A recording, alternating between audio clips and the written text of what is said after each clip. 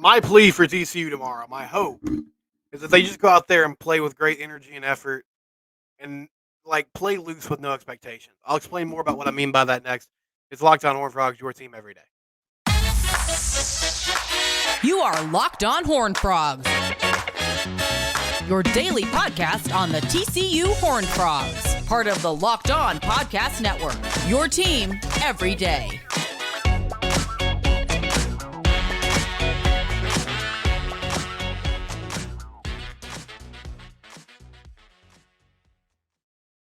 That's right, Locked On Horned Frogs, your team every day. Subscribe to the YouTube channel. You can also find us on Apple Podcasts, Spotify, wherever it is you listen to podcasts. Please subscribe on those platforms as well. Rate and review the show. You can tweet at me at SimcockSteven. The show is at Locked On TCU. Texas and TCU tomorrow night, Saturday night in Amon G. Carter Stadium. And I was thinking about this today. It's been kind of a negative week, and I mean, I never set out like people think I have an agenda one way or the other. I really don't. I mean, I want TCU to win, so I guess that's my agenda. But I try to set out each week and be as objective as I can be and see where the team is. I'm not super hopeful for tomorrow. I think the advantage that Texas has up front on the offensive and defensive line is just going to be too much to overcome, and they look like a complete football team. But obviously, I hope I'm wrong. And news did come down yesterday, so I'll officially update this because I believe the crossover episode I did with Jonathan Davis yesterday was released before this news came down. Quinn Ewers is going to start. He's going to end up playing. He'll be the starter, according to Steve Sarkisian. So he's healthy enough to play. And I think that does make a difference. I mean, I still feel like we're going to get a heavy dose of Jonathan Brooks, the Texas running back. And if they run the ball successfully and they don't have to throw the ball a lot, I don't think they're going to do that. But with Ewers, I feel like the big advantage for Texas is he takes care of the ball well. And he does have a good rapport, especially with Jatavian Sanders, Xavier Worthy, Adonai Mitchell. We'll see if Jordan Whittington gets more involved this week. I don't know how they're going to handle it. But I would think that Texas is going to still try to run the ball, be successful, be efficient. And Quinn kind of cuts down the possibility of silly mistakes that you might see from Malik Murphy. Not because Murphy's not a good player, but just because he's young and he hasn't had a lot of college experience. Now, last year, TCU sold out to stop the run, and they did a really good job, and they forced Quinn to throw the football, and even when he had opportunities to make plays, he didn't. But this seems like a more mature and better quarterback that they're facing this go-around on Saturday night, and really just with a more complete team around him. Here's my big hope for this football team tomorrow. I just hope they play loose. I mean, the season has not gone to plan, and we can sit here and wring our hands of it all day and lament it, but bottom line is you have an opportunity. You got an opportunity to go put up a good showing against a really good football team on a national stage. And if you could find a way to win, it's not going to solve everything. But if you could win the next 2 weeks and make a bowl game and you have a signature win against Texas, if you up in their playoff hopes and potentially their Big 12 championship hopes, that would be a big deal. And that would be something that the team could take with them, the fan base could take with them. Because, yeah, beating Texas is still a big thing. And this is a better team than they've had in a long time. So, I mean, I don't feel like there's a lot of pressure on TCU. Obviously, a lot of the things they had in mind to play for before the season are sort of off the table. So the only thing you're playing for now is postseason and just kind of the pride factor and the ability to show, like, I think this would be a step forward in showing, okay, we're still moving in the right direction with this coaching staff, with this core of players. And yeah, there's some things to clean up, but there's light at the end of the tunnel. And so I want to see a team that's aggressive. And it's kind of contradictory because I've been critical at times, especially of Kendall Briles and getting too cute. But if you don't think that your O-line can block these great defensive tackles up front, which I would probably agree with you, well, then find a way to get around it. You know, use some misdirection, use some trickeration, like do some things off the beaten path, out of the norm, that are hopefully successful and that allow you to score some points. I discussed like hidden points will be a key to this game. You have to find a way to score unexpectedly. The problem is, I mean, special teams wise, I don't really know. Major Everhart has broken a few kick returns, not for touchdowns, but at least for long gains. But your punt return with J.P. Richardson, I know he's kind of got not forcing that situation necessarily, but he wasn't the player they had in mind at the start of the season to return punts. I mean, he's really more of a guy that's just going to catch it and make sure that the ball's secure and that the offense has a chance to get on the field. Um, but maybe there's some things you can do offensively that are different and a little unique and that will catch them off guard and flat footed and you can score. And if you get down in the red zone, you have to capitalize. You have to be aggressive. Probably going to have to go for it on fourth downs, but you need to capitalize and find a way to score touchdowns. And then defensively, I mean, what do you have to lose by bringing extra pressure? You get burned down the field. I mean, I just feel like if you sit back and play in your normal base front, they're going to run all over you and they're going to do what they want. So, like, Joe Gillespie, come with it. You know, you like bring some guys from different angles, bring some extra pressures, throw some different looks at Quinn Ewers. This is the game to do it. You're not going to win just sitting back and hoping that he makes mistakes. And unless your team rallies the ball and tackles soundly, which is not something they've shown they can do consistently, and are physical to the point of attack like they were last year, you're not going to be able to just allow them to run the ball and stop that and then have opportunities to stop the pass over the top. You have to be more aggressive this week. That's what I want to see. Don't play scared. Don't play with this ability of like, well, hope we don't lose. I mean, nobody's expecting you to win the football game. So go get after it. Do some different things. Do some unique things. And let's just see where we stand at the end of the ball game. But that's my big hope for Saturday night.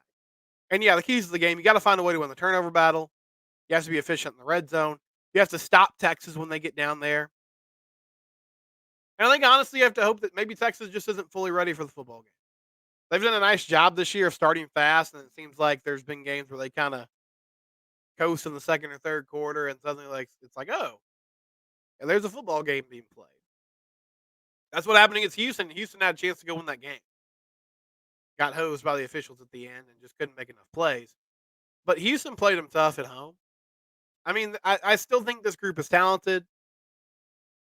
And if they come out there and play with a lot of intensity, then there's a path for them to make this competitive football game and give themselves a chance to win it. But you're not going to do it by just playing vanilla base football as you normally would. You're going to have to do some things that are different and unique to get it done. And so I hope Sonny Dykes and his coaching staff find a way to do that. You know, even like not to compare the two staffs, but I guess I'm going to do it. So that was a useless caveat that I just made. Even towards the end of Gary's tenure, there was like one game a year where he would just sort of scheme things up and pull a rabbit out of the hat and win. So I'd love to see a week where this coaching staff did that, where they just out schemed the opponent. And maybe that ended up being the BYU game. That was kind of the unexpected game that I don't know if people expected the Frogs to win. They were Vegas favorites though, and they just won by a lot with Josh Hoover in his first start. Maybe that was the game. But I would love for it to be this week. It would be wonderful if you could go out on top against the Longhorns. So we'll see. We'll see what happens. But you're going to have to do some things differently if you want to get this done. When we come back, there is a new name for a rivalry game. A new name for a TCU rivalry game. It's the game against Baylor, and I hate it. We'll talk about that here on Locked On Frogs. eBay Motors, if you need parts for your vehicle or you need to fix something on your car, eBay Motors is a place to go. Right parts, right fit, the right prices. That's their guarantee. Passion, drive, and patience. It's what brings home the winning trophy. It's also what keeps your ride or die alive. eBay Motors has everything you need to maintain your vehicle and level it up to peak performance.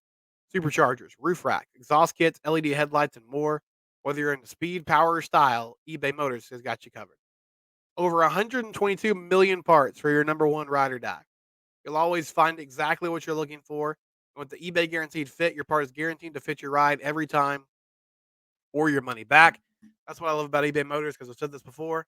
I'm not a car guy. It's not my area of expertise. So I'm always kind of, uneasy about, okay, am I getting the right part? Is it going to fit my car? That eBay Guaranteed Fit gives you the peace of mind to make that decision because with eBay Motors, you're burning rubber, not cash. With all the parts you need at the prices you want, it's easy to turn your car into the MVP and bring home that win. Keep your ride alive at ebaymotors.com. Eligible items only. Exclusions do apply. Again, that's ebaymotors.com. Right parts, right fit, at the right prices. If you need something for your vehicle, eBay Motors is the place to go.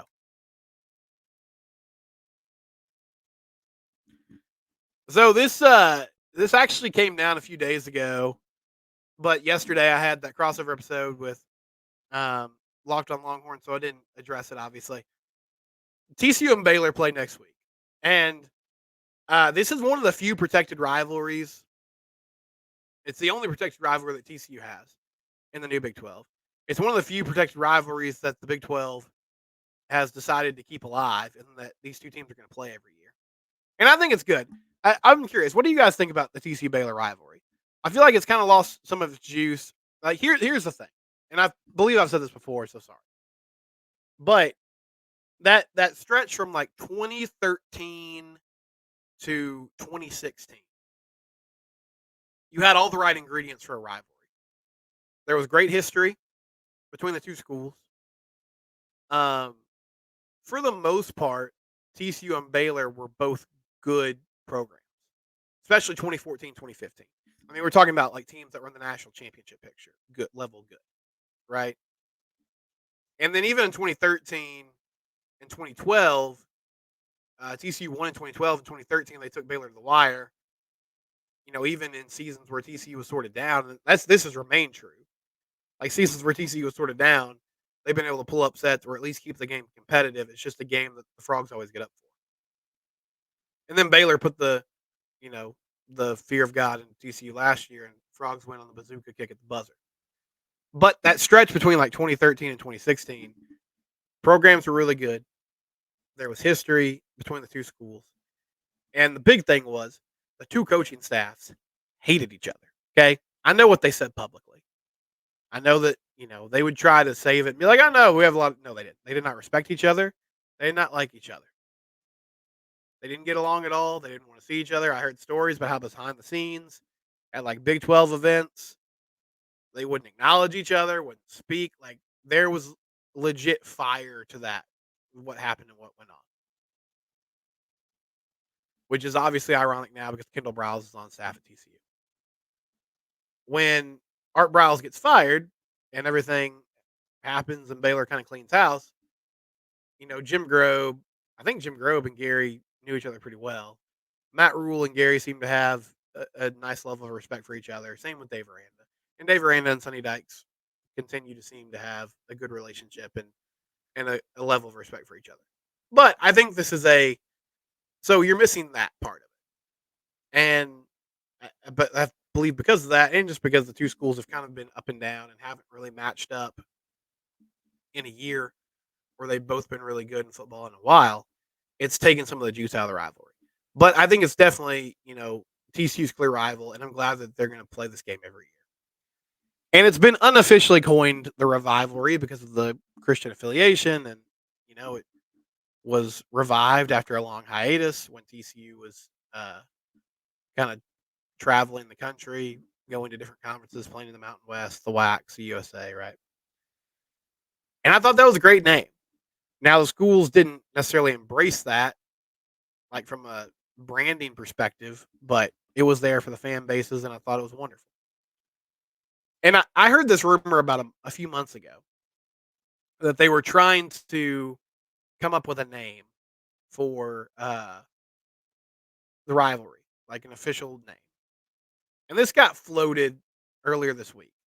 It was from the Baylor Student Activities Instagram page. They posted a story advertising, hey, Baylor students, you can buy tickets to the TCU game in Fort Worth. There's a limited amount available. Here's the details, right? Well, on that story, there was a picture that referred to the game as the Blue Bonnet Battle. And there's a logo and everything. And it's got the Baylor logo, the TCU logo, a couple blue bonnets, the state of Texas in the middle. I hate this name. Like, I typically, with things like this, I'm like, why are you guys getting so riled up? This is a silly reason to get upset. But I don't like this name at all. I thought Revivalry made a lot of sense. I thought it sounded good. It was catchy. Blue Bonnet Bowl to me is not catchy at all. Or Blue Bonnet Battle, I'm sorry.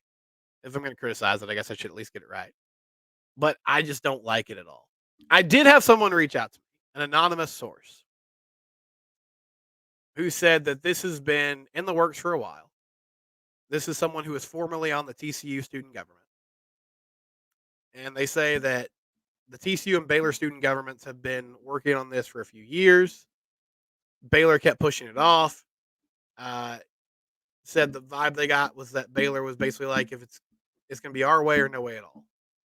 They tried to introduce multiple trophies for the game, including a bear trap, a cattle brand in the shape of Texas, a vintage fire extinguisher in reference to the fact that TCU's campus in Waco burned down many moons ago, and then they made the move to Fort Worth. All those are very funny trophy ideas, by the way. I especially like the fire extinguisher idea. All those got rejected. The student governments returned to the table recently to try to find a name or brand for the rivalry and settled on Bluebonnet Battle. Revivalry was apparently a non-starter. And Baylor claims that Bluebonnet Battle sounds more wholesome, which I don't really get that at all. Of course, this is a source that is very close to the TCU situation. So take that for what it's worth. But they're alleging that this is all Baylor's doing, and now it's getting leaked, and hopefully the negative attention or the people that are like, this is a bad name, will lead to a better solution. Which, first of all, thank you to the person that reached out. I appreciate you. And thank you for that information. I can't get behind the Bluebonnet Battle, man. It sounds bad. It doesn't make sense. I think it's clunky. I get this Bluebonnet's the state of Texas flower, but I don't get any other I don't understand any other affiliation at all. I wonder how this will go, because I know like a few years back, Texas and OU dropped Shootout in their rivalry name for political reasons. And I think they transitioned to like Red River Showdown, but nobody calls it that. I mean, everybody still calls it either Red River or the Red River Shootout. So I mean, there's a chance that this is just a corporate thing that nobody really adheres to outside of the officials that have to call it that. I texted. I know the person that broadcasts Baylor games. I used to work with him, and so I reached out to him and I was like, "Hey, have you been given any instructions on this?" And he didn't really give me much other than, yeah, what an interesting name. So I don't know if they've been told to call it this. Like, I'm not sure if we're going to turn on WBAP in a few weeks and Brian Estridge is going to be calling it the Bluebonnet Battle, but we'll see what happens. I don't like the name. Give me your suggestions in the YouTube comments if you want. I think it's a very, very silly name though, and so we'll see where it goes from here. TCU basketball played last night and they won again. Team looked good. We'll have a recap of that next on Locked On Horned Frogs. Jace Medical, you never want to be in an emergency situation or in just a situation where you need medical attention and maybe you don't want to go to the hospital. Like, Jace Medical also just gives you the options and the autonomy to make these decisions on your own. You can go order a Jace Case today. Go to jacemedical.com. Use the promo code LOCKEDON for $20 off your purchase. The Jace Case has a lot of first aid tools, and one thing they have that really sets them apart from the rest is life-saving antibiotics. 5 life-saving antibiotics for emergency use. You can call and get on a phone call with their board-certified physicians to get more information about it, and you get ongoing care from their physicians on any treatment-related questions. It's doctor-created, doctor-recommended. Don't be caught unprepared. Everyone should be empowered to care for themselves or their loved ones. Jace handles everything from online evaluation to licensed pharmacy medication, delivery and ongoing consultation, and care. Also, they have a new feature right now where you can get daily medication delivered to your home. So go to jacemedical.com, see if that's an option for you. Again, that promo code is locked on.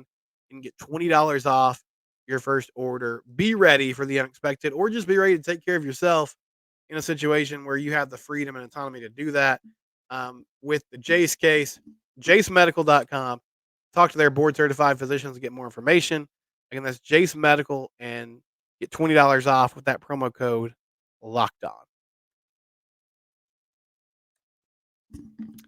TCU basketball is 2-0. They defeat Omaha last night at Shalimar Arena. 82-60 was the final score. Frogs led 43-33 at the half, outscored Omaha by 12 points in the second half.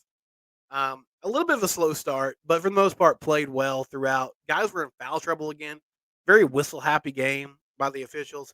Jacoby Coles was your leading scorer, 21 points, and shot the lights out. 7 of 8 from the field, 2 of 2 from three. Hit 5 free throws as well. 21 points, 6 rebounds, 2 assists. Jacoby looks great. He looks under control. He's hitting shots from the outside. He's creating his own shot and getting to the rim. Jameer Nelson Jr. was good in limited action. He dealt with some foul trouble. He ended up with 10 points in 25 minutes, 4 of 10 from the field. Micah Peavy was 5 of 8 from the field and had 10 points. And again, looked really aggressive and good going to the hoop. Hit like a fall-away jumper on the baseline on an inbounds play that was impressive. Also had like a nice spin move. He was going to the hoop, spun to his left, went off the glass, just looked confident once again, making plays and making things happen. Emmanuel Miller was consistent, 17 points on 8 of 15 shooting. Ernest Uday hasn't played as much as I thought he would, has been dealing with some foul trouble, but he had 11 rebounds in 13 minutes. Only 2 points on the season so far. But, man, when he's in the game, he dominates the boards and does some really nice things. Xavier Court gave some quality minutes as well. They have a lot of options in the front court. Trey Tennyson came off the bench and had 3 points. Not his best shooting night, but he can shoot the ball really well. Chuck O'Bannon scored 4 points on the night. Not a great night shooting from three. 3 of 15 overall for TCU from beyond the arc. They had 71 shots, so they were able to do a lot of their damage, from 2-point range, which is fine if you can do it that way. And they'll need to hit more outside shots as the competition gets tougher. But we're not quite there yet. The one thing that I'll say about this team that I've noticed, and I realize that's hard to make broad proclamations against competition like this, but I will say last year they played, a real light non-conference schedule, especially early in the year at home, and they lost a game to Pine Bluff. They had some close calls, in those first 2 weeks, and they didn't look like a team that was head and shoulders better than the competition they were playing. This season so far, they've done a good job. I feel like the thing that stands out to me and that looks different, they're just deeper.